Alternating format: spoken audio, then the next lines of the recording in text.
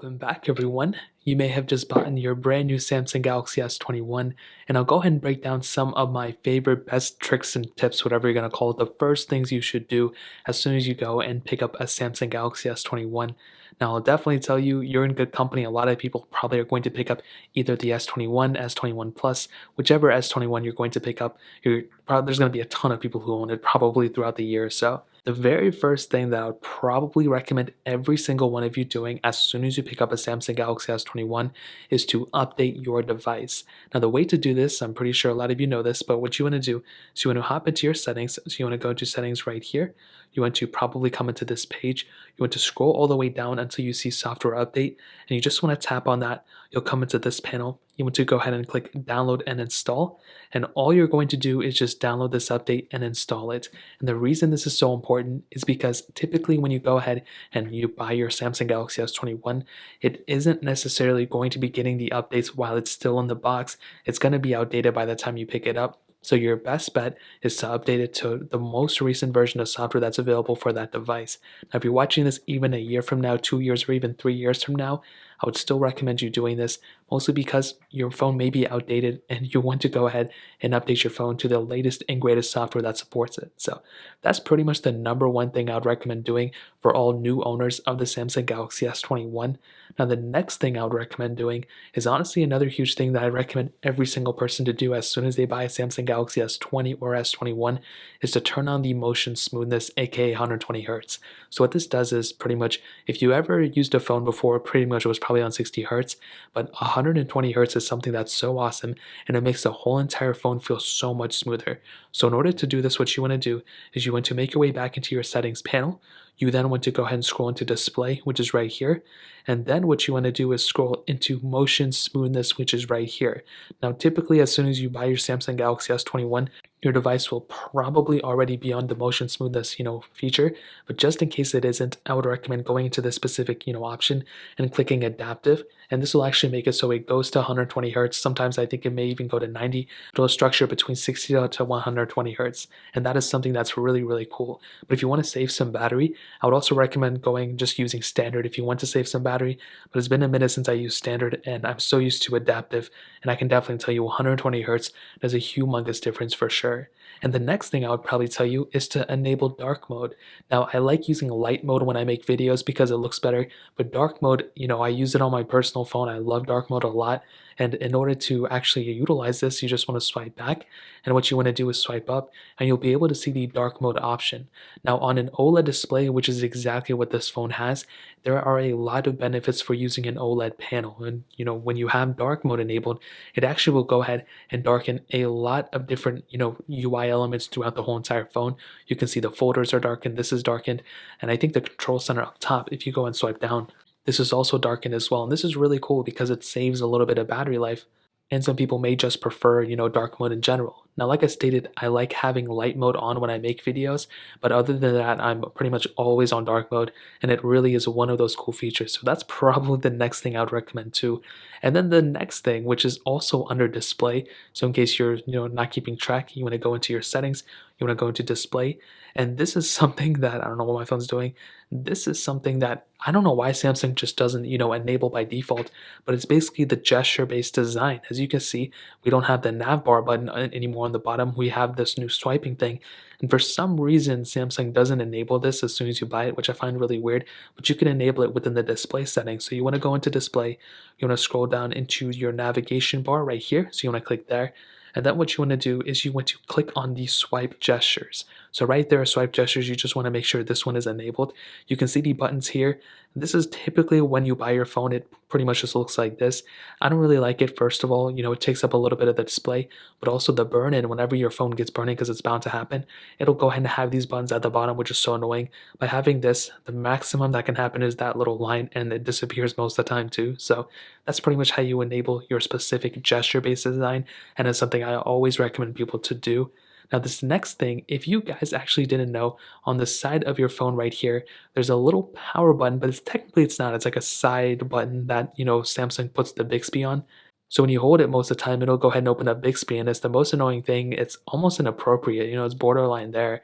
And there's an easy way to go ahead and actually, disable it or actually map it to something else. And in this case, we're going to go ahead and map it to the power button. So in order to do this, what you want to do is you want to swipe into your settings just like so.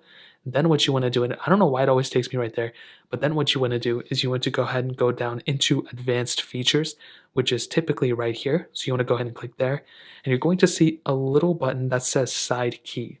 So what you want to do here is you want to go ahead and click on side key, and then what you want to do is pretty much when you press and hold the button, you can either set it to wake Bixby up or to power off the menu or power off menu for that matter. So in this case, when we click here, watch what happens. When we hold down that button, it takes us now into the power off menu, which is amazing. I literally don't like Bixby at all. I'm not going to say it's trash, some people use it, but this power off menu is the thing that most people probably prefer. So that's how to do that, but you can also double press the button to open up either quick launch the camera, you can have it to open Bixby, or you can even open an app. So let's say we wanted to go ahead and open up Facebook whenever we double click this side key. Well, watch what happens. We double click it and it opens up Facebook. How cool is that? And you can also do it, like I said before, to any other app. So let's say instead we wanted to do something like the settings, for example, that may be something else that people want to do. Double click it, and I totally screwed that up. Would you double click it and it'll go ahead and open up settings. So that's exactly how you can do that specific trick. Now the next thing I'm going to show you is how to go ahead and turn on and off wireless power sharing. So in case you may not even know this with your S21, you can actually not only wirelessly charge your device, but you can also wirelessly charge other devices that you may have. Now this is really, really awesome. If you have, another device, an iPhone, if you have something else, anything that supports wireless charging, you can pretty much charge it from your Samsung Galaxy S21. So in order to do this, what you want to do is you want to hop back into your settings. You want to go into battery. So right here, battery and device care, you want to click there.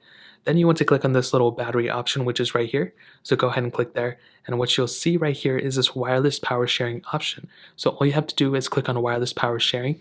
You'll come straight into this panel. And all you have to do here is go ahead and click on right there. And now your phone on the back will go ahead and wirelessly charge other devices. Now I don't have any devices here that can wirelessly charge right next to me, but once you go ahead and put your iPhone 12 or your other Galaxy device or your Galaxy Watch on the back, it'll go ahead and charge those devices, including your Galaxy Buds. It works for those as well, and it's seriously such an amazing feature, and you have that capability on your Samsung Galaxy S21, which that in and of itself, like I stated, is another really awesome thing. Now the final little trick, you can call it a trick, it's always been on Samsung's OS for a while. This basically is the Edge panel. So if you don't know what I'm talking about, basically, it's Samsung's little Edge UI that they have that's really, really awesome, has a lot of capability. So if you swipe on the side of your device like this, you pretty much be able to get into this Edge panel. Now what it is, and if you're anywhere in the UI, let's say you're in an app, I don't know what that sound was, but you can go ahead and drag it from the side, not like that. You want to go ahead and drag it like that, and you'll actually be able to get into your Edge panel. So what this is basically are apps that you use, frequently used apps, but you can also edit this specific thing. So let's say you want to go ahead and get, your full list of apps or whatever, it can go ahead and take you there. But specifically, if you want to go ahead and add quick access to apps, all you have to do is click on this little pencil right here. You can actually modify this. So I guess settings in Facebook, I guess those are your most recent apps. Those are always going to be up top, but these apps you can actually modify. So let's say I wanted to take out Chrome, and let's say instead I wanted to put in my gallery. Well, what I would do is I would go ahead and drag it right there, and it will go ahead and add my gallery right there. And as far as I can know, you can actually add another specific app here too. So let's say I wanted to take, my camera app. Let's see if I can drag it and bring it down here. Well, I can just keep adding more and more apps just like this, and that's really cool. So now whenever I go anywhere, let's say I go into Chrome, I can again go drag from the side, and I don't know why I always screw it up, just like so. You can actually just, let's say I want to get into the camera. Well, it'll go ahead and take me into the camera, and so on and so forth, and it'll take me to any other app that I want to go ahead and take into. So again, these are your most recent apps, and at the bottom, more so it's like the other apps, the apps that I chose and everything to put there. So those are honestly some of my favorite Samsung Galaxy S21 tricks and tips that I would probably recommend you all to kind of at least know about. Those are the first things I would do. Like I said, I would recommend updating your device, and probably just as important, turning on gestures. The navbar buttons, unless you like the navbar buttons, that's different, but I'm just such a huge fan of the gesture-based design within One UI 2 and One UI 3, obviously, that this phone has, and it's seriously something that's so important that I would probably recommend everyone who's getting a Galaxy S21 to enable the gesture-based design rather than having the navbar button. So that's really pretty much it. If you want to pick up, if you didn't even buy a Galaxy S21, links will be down in the description. You can get it from there and help support the channel at the same time. But that's really pretty much it. If you guys have any other questions or anything like that, let me know in the comment section as well. Hit the like button, that would mean so much, but definitely hit that subscribe button. Every single subscriber that we get really does count, so it means so much if you guys can hit that. Also, check out the other links down in the description as well. My Twitter, my Instagram, my other channels. More importantly than everything else, I love every single one of you guys. Hopefully I'll catch you guys in the next video. Peace out till then.